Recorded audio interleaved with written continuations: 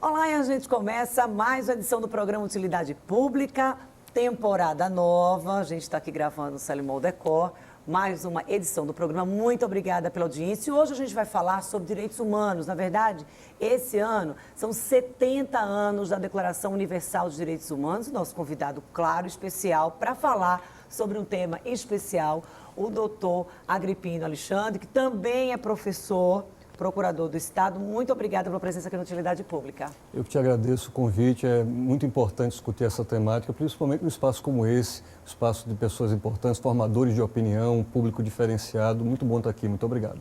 O que representa direitos humanos? Bom, esse ponto me parece fundamental, porque é uma discussão que hoje está completamente distorcida. É muito comum a gente escutar pessoas falando frases do tipo, eu sou contra os direitos humanos, ou direitos humanos só servem para defender bandidos. Isso é muito comum nas discussões, nos debates, porque na verdade a expressão direitos humanos, ela foi apropriada por um discurso distorcido. As pessoas estão frustradas, as pessoas estão com medo, as pessoas estão se sentindo desprotegidas e para expressar isso, utilizam essa expressão direitos humanos só servem para defender bandido, quando na verdade a expressão direitos humanos significa algo mais. Ela não faz parte do problema, ela faz parte da solução. Quando eu falo direitos humanos hoje, nesse conceito moderno, eu estou me referindo a limitações ao exercício de quem governa, a limitações ao exercício do poder. Há um controle daqueles que exercem o poder para que eles não vulnerem a dignidade humana.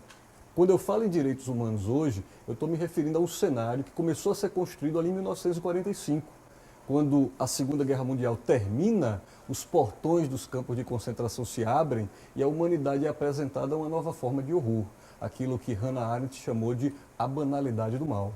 Então, um genocídio praticado como uma política pública de Estado. Mas o senhor não vê que o termo direitos humanos, ele continua sendo banalizado? Porque o que a gente percebe é que está sempre permeado de muita hostilidade. Sem dúvida, sem porque dúvida. se refere a direitos humanos, só serve para bandido. Exato. Direitos humanos, quando você vê, por exemplo, essa questão dos refugiados, é uma outra questão clara de um retrocesso. Sim, sim. Esse é que é o ponto. É por isso que é importante se discutir isso. É importante que...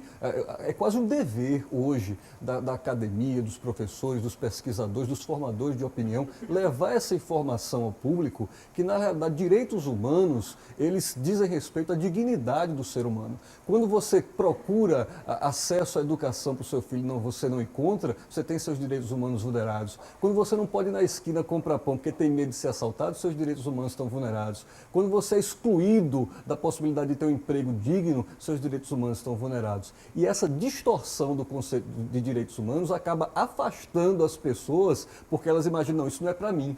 Direitos humanos é para bandido. Direitos humanos não é para mim. Quando direitos humanos, olha, a primeira frase da Declaração Universal, já que estamos falando dela, a primeira frase da Declaração Universal é emblemática.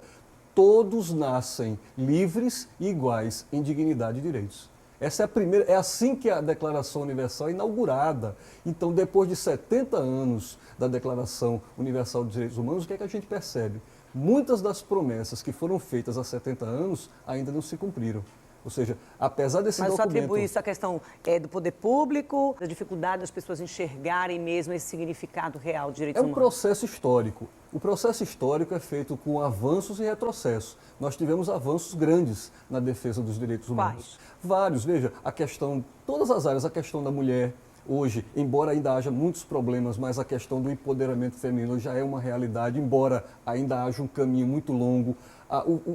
O arcabouço do sistema global de proteção de direitos humanos hoje é uma realidade consolidada. Os sistemas regionais de proteção dos direitos humanos, europeu, interamericano, africano, ainda não temos um asiático, mas esses sistemas já estão funcionando agora, ainda distante da realidade brasileira. Ou seja, existe um arcabouço de direitos, um sistema de direitos, tanto de direitos declarados como mecanismos de proteção a esses direitos que estão à disposição, mas a sociedade, até muitos profissionais do direito, não se valem dele por desconhecimento. Então, veja, vamos analisar uma situação que eu uso muito, emblemática. A acessibilidade das pessoas com deficiência. Essa expressão, pessoas com deficiência, é uma expressão que está na Convenção Internacional, por isso que eu utilizo. Você vai a uma repartição pública e não consegue ter acesso porque você é cadeirante e não tem rampa. Se você for um escritório de advocacia, muito provavelmente ele vai ingressar em juízo com base numa legislação nacional, infraconstitucional. Mas existe um tratado, qual o Brasil faz parte, que foi incorporado no nosso ordenamento jurídico com status de norma constitucional.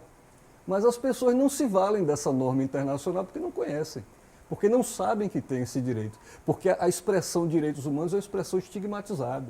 Então é preciso compreender que quando eu falo de direitos humanos, eu estou falando de um conjunto de direitos e garantias que preservam a dignidade do indivíduo ou grupos de indivíduos contra as ações e omissões dos governos que vulneram direitos humanos. Então você perceba que a amplitude dessa discussão é muito maior do que esses chavões que são utilizados.